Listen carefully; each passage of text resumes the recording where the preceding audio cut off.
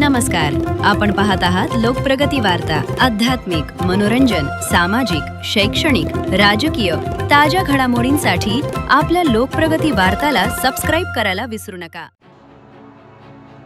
जमिनीच्या वादातून वृद्ध महिलेसह कुटुंबावर हल्ला।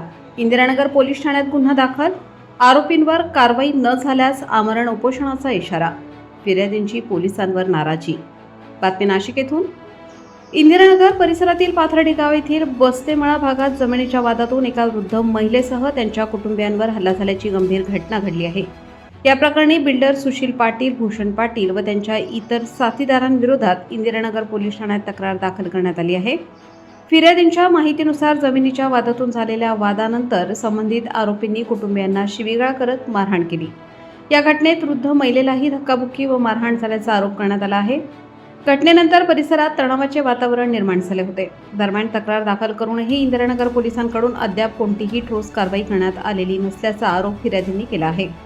आरोपींना तातडीने अटक करून कठोर कारवाई करण्यात यावी अशी मागणी त्यांनी केली आहे। तसेच सुशील पाटील व भूषण पाटील यांच्यावर लवकर कारवाई न झाल्यास आमरण उपोषण करण्याचा इशाराही फिर्यादींनी दिला आहे। या प्रकरणामुळे परिसरात चर्चेला उधाण आले असून नागरिकांमध्ये संताप व्यक्त केला जात आहे। चालू घडामोडींच्या अपडेट जाणून घेण्यासाठी आपल्या लोकप्रगती वार्ता चॅनलला सबस्क्राइब जरूर करा। बेल आयकॉनवर क्लिक करा आणि रहा अपडेट।